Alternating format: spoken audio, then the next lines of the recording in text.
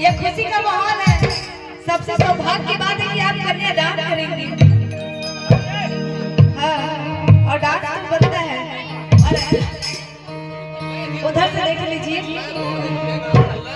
अच्छा अच्छा कि राजा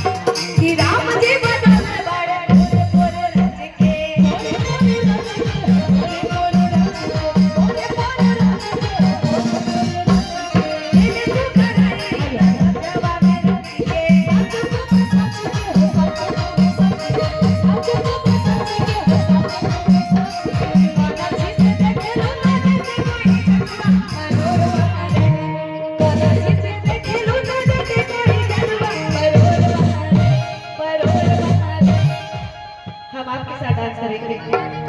हाँ, इधर आइए।